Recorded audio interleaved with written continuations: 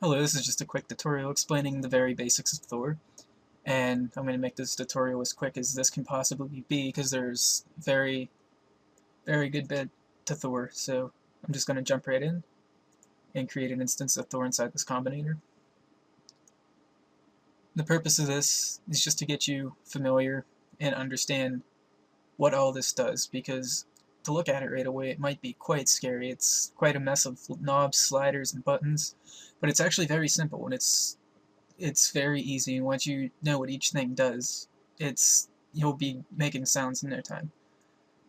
So the basic principle of Thor is that you have three different oscillators here, and they could be an analog oscillator, a wavetable oscillator, a phase modulation, FM oscillator, which is frequency modulation, multi-oscillator, and a noise oscillator, or you could turn it off. And then each sound, each raw waveform that's being generated is sent into this mixer. And I'll demonstrate here. I have on oscillator 1 a sawtooth, and oscillator 2 a square wave, and the mixer you can choose your balance between the two.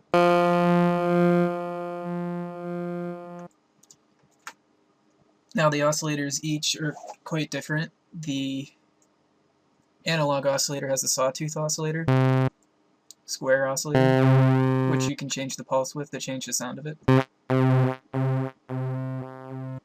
You have a triangle oscillator and a sine. You could choose the octave, semitone, tune it,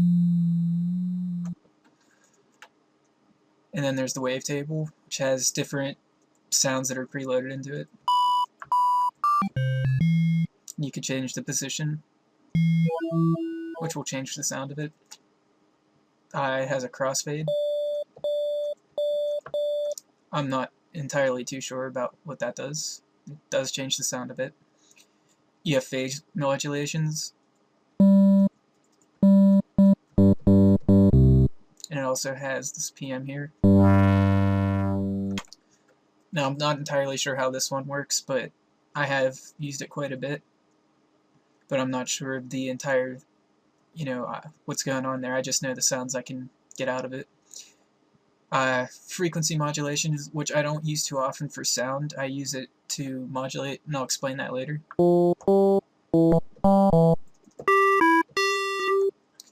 And then one of the ones I use the most is the multi-oscillator, which is basically you have your different waveforms here, and it takes a bunch of them and it detunes them slightly to give it a bigger sound, and you have the amount of detune here and the type of detune.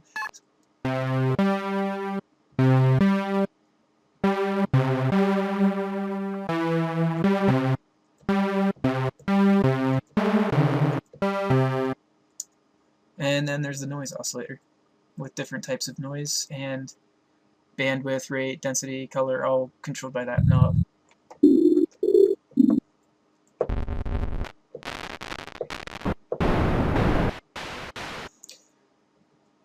So basically what happens is this is all fed into this mixer. You can choose the balance, all that.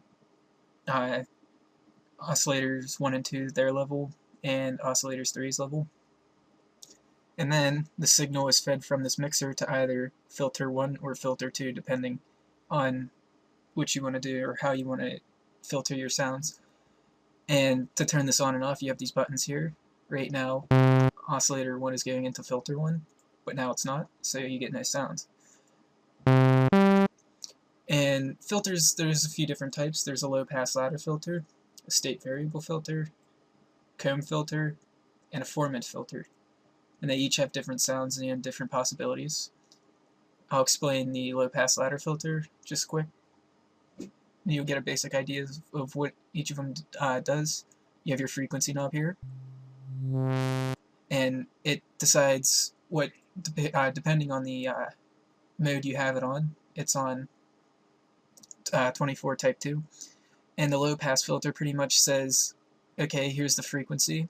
Anything above that frequency, cut it out completely. So as you turn the knob down, you'll notice all the high frequencies get cut out.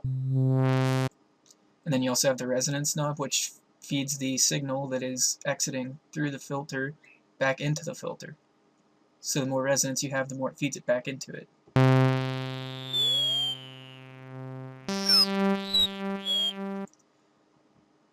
And down here we have envelope velocity and KBD. And to sum that up in a nutshell, is you have your filter envelope right here, and you can change these ADSR, which is stand for attack, decay, sustain, and release. And that will pretty much it will control the attack, decay, sustain, and release of this filter, or all filters rather. So if you wanted to do a pluck sound, for instance, you'd turn the attack, decay, sustain. You turn the attack all the way down, the decay and sustain about the same, and the release all the way down. And you turn this envelope up because you want this to affect the filter more. So when you go down, you notice you get a little pluck there. And what you do after you're done with your filter, and by the way, here's the different other types of filters. This has more modes on it, such as high pass, which pretty much says here's the frequency, everything below this gets cut out, so it's the opposite of the low pass ladder filter.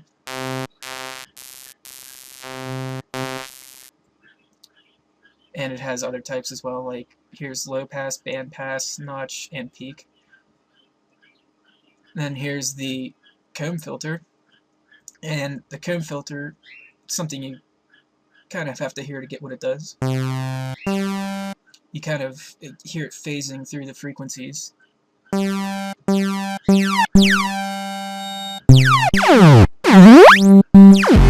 you can choose the frequency that happens at.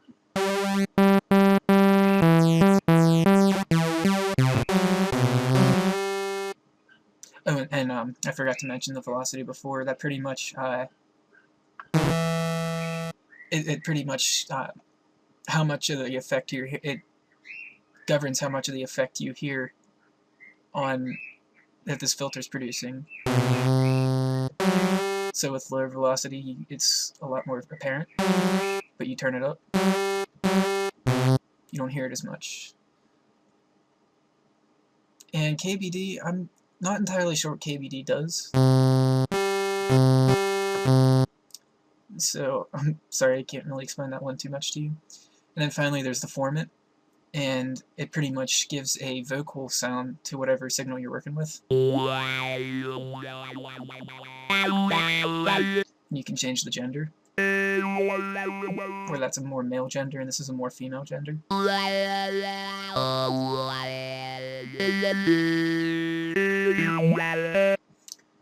And then it's fed into the shaper here. In the shaper,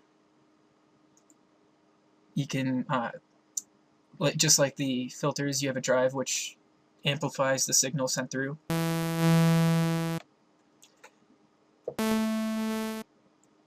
And you have different types of shapes here, and this will clip the signal coming through. Soft clip, hard clip, saturate, all these different shapers that'll control your signal. And I usually leave that off, but you can't. It is used for a variety of things. And then right here, you can decide if you want your signal sent through filter 2 or just straight to the amp. I'm going to send it through filter 2.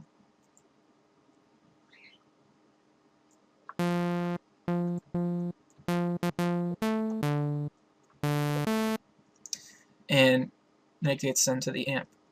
And with the amp is pretty much, you have right here your amp envelope, and this is where you truly shape your sound. So let's say you want a short plucky instrument, you turn the attack all the way down, so that means that for instance, if you have the attack up, it'll tell you how many seconds right where you're hovering over it. So it's 4.78 seconds. That's how long it takes the waveform to reach its maximum.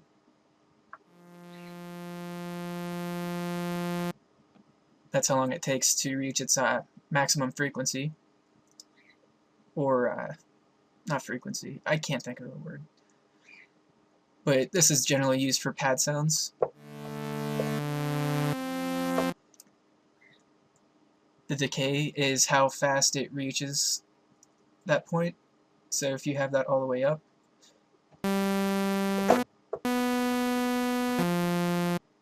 you have no signal decay, where if you have it down, the signal fades away pretty quickly. The sustain is how long the signal is sustained.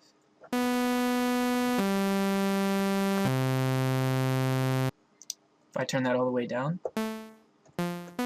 it's not sustained at all, so the signal decays right here. And then the release is how long the signal lasts after you after the signal has been through. So if I turn this up with this pluck,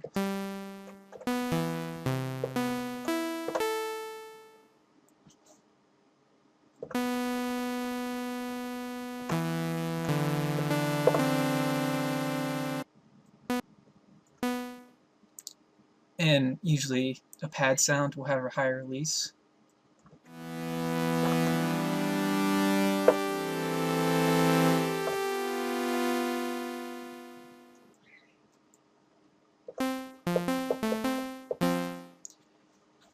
And then you have your gain right here for the amp, velocity, and panning, which means move the sound left or right.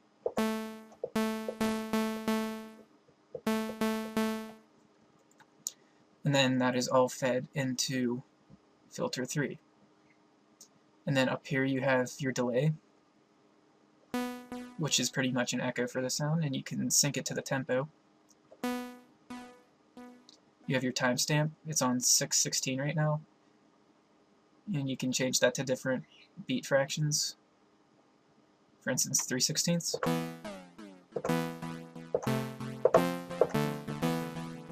And then you have a feedback, which is how long do you want that echo to last.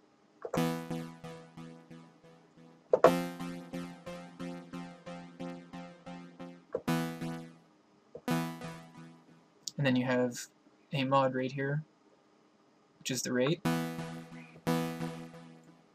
and the amount. And it sounds like it's a detuning sort of mod to that. And then right here you have your dry wet, which is pretty much dry signal is the signal that's not affected by this, and the wet signal is the signal affected by this. So you can sort of mix it to get a good balance, like if it was all the way wet, but if it's all the way dry.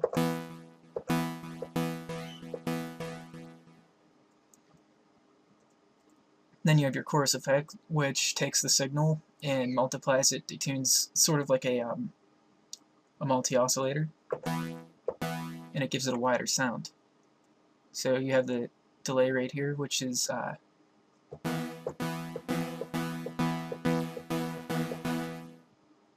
much is delay between that detuned sound. Like, so the higher up it is, the more of a delay effect you get, or chorus effect you get. Feedback.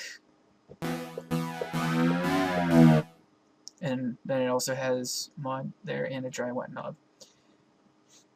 And then right here you have one of the most important parts of any synth is the LFO, which is the low frequency oscillator. It has a key sync and tempo sync, rate knob, delay knob, and KBD follow. The rate knob is, or you have a waveform right here, which controls the LFO. So how fast you want that sine is governed by the rate knob. And if you have it on tempo sync, it has fractions of a beat. So if I was to put this click on,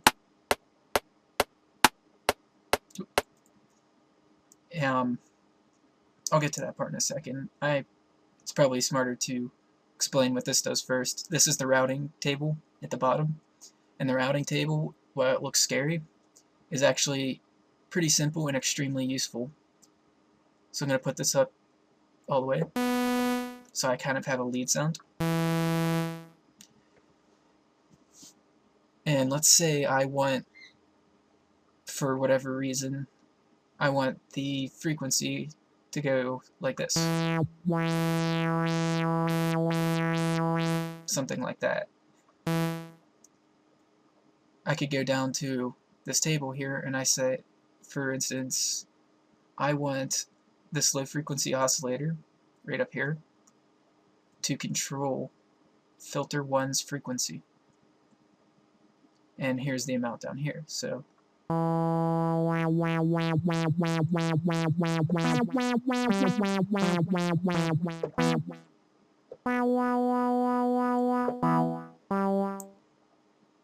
and you have different waveforms to control it with.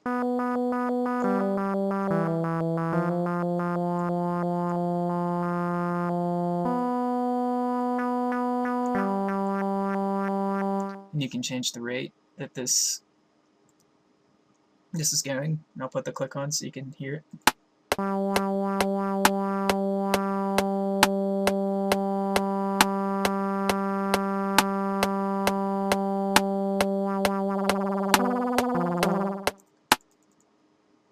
So it's very, very useful tool for any synthesis. And the routing table does a lot more, of course. For instance, I mentioned before the FM, which is the frequency modulation. Now, I use it quite different. Let's say I want a very destroyed sound. I will go here, and I will say oscillator 3, since that is the frequency modulator. I want that to control oscillator 1's, we'll say its pitch.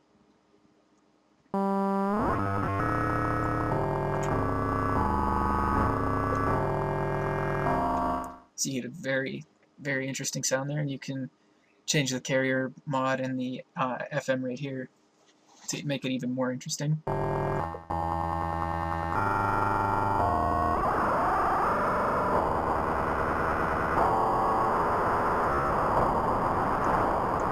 So as you can see, there's just a mess of possibilities here. And say I wanted oscillator 3, instead of just controlling that pitch, I wanted it to do two things, so I can bring it over here. And it's a little easier over here because I don't have to make two separate tables for it, as opposed to over here, and I have more space. So let's say I don't want this LFO to control the frequency, I want this oscillator 3 to do that.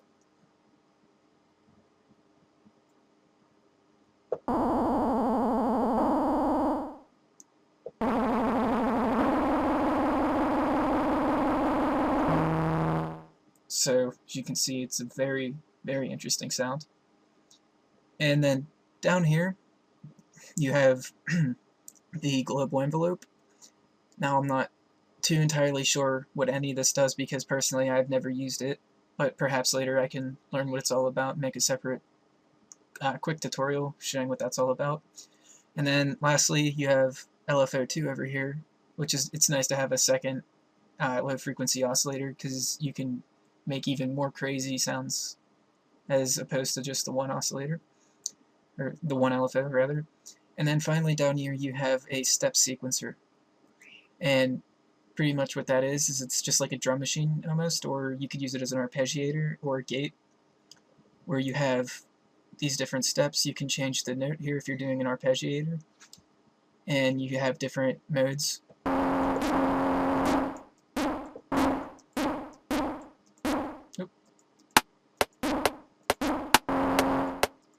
Say one shot. And we can change these around.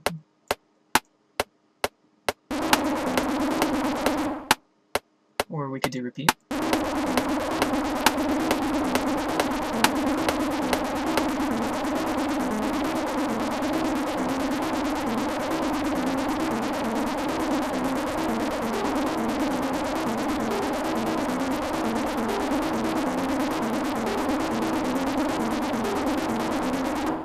So you have very, very interesting sounds there.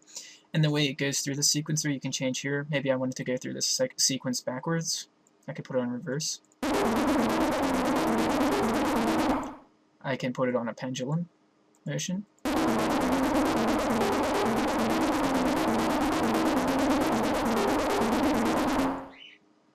Here's pendulum 2.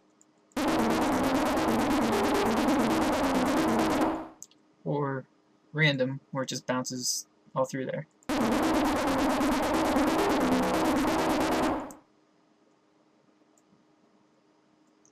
And then we also have the rate that it moves through here.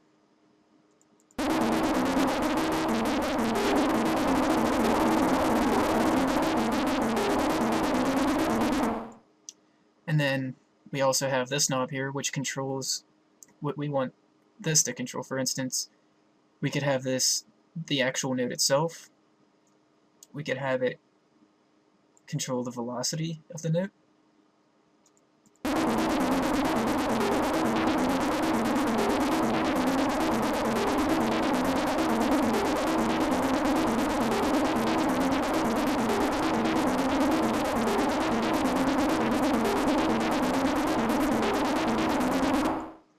We could have the gate length.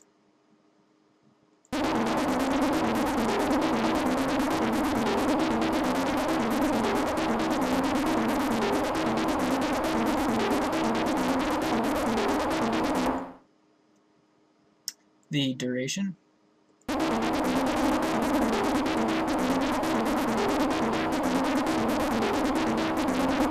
Which pretty much is how long that note will hold. And then two different curves here.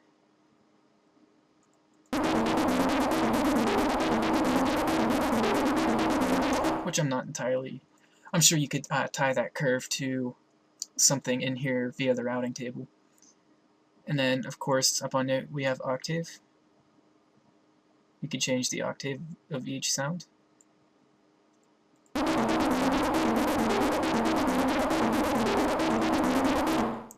So it'll control these notes within a range of 2 octaves, 4, or the full range, I believe. You can also change the number of steps down here, up to 16. And then, of course, you can reset all that with this button. And finally, up here, we have Rotary 1 and Rotary 2, which we can assign. Let's say I want Rotary 2. Here we go. To control filter 2's frequency.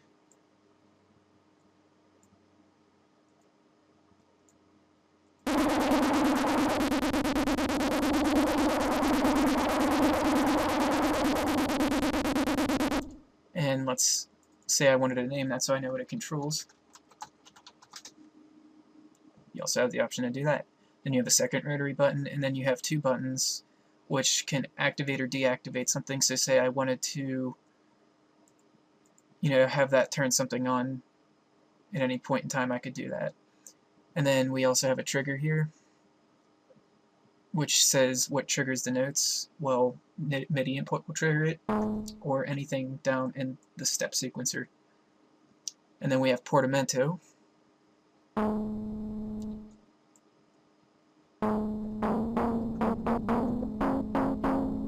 which I think it would be better to have mono retrig to show what this does.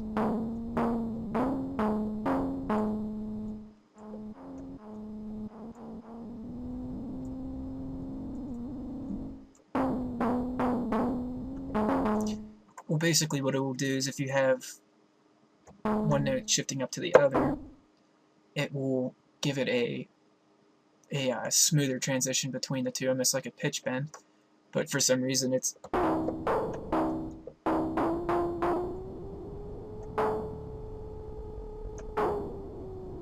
as you can hear the signal that's being held. So we turn this off.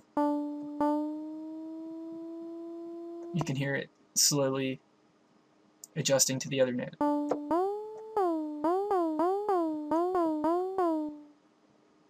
And then you have the different modes here. You have mono legato, which says you can only play one note at a time, but each additional note that you play will continue to decay the sound if you have decay on that, for instance. So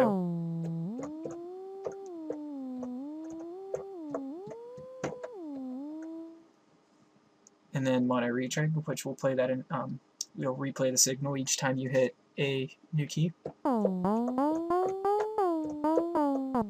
But it also has the same rule where you can only play one note at a time. And then polyphonic, which is you can play multiple notes at a time.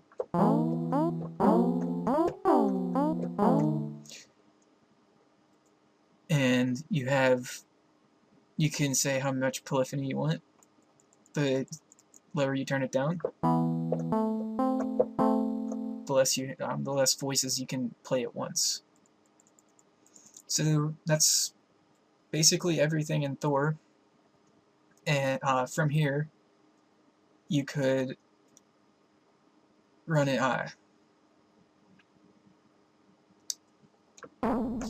You could run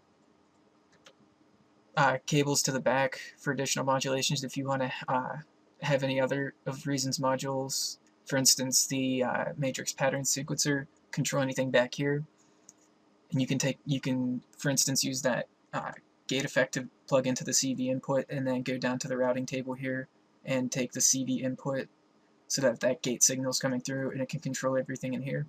So it's almost limitless, the things you can do. You can control pitch bend, mod wheel input. You have multiple audio outputs and audio inputs. And then of course from there, if you want to keep the signal you have in Thor just outputting, you can always use many of Reason's other effects, such as the equalizer, reverb, the echo, alligator. And that's a good way to start making sounds. And these are just the basics, but hopefully you can understand what each thing does here, and suddenly it doesn't seem as scary to you. It all makes sense. Everything's here for a reason.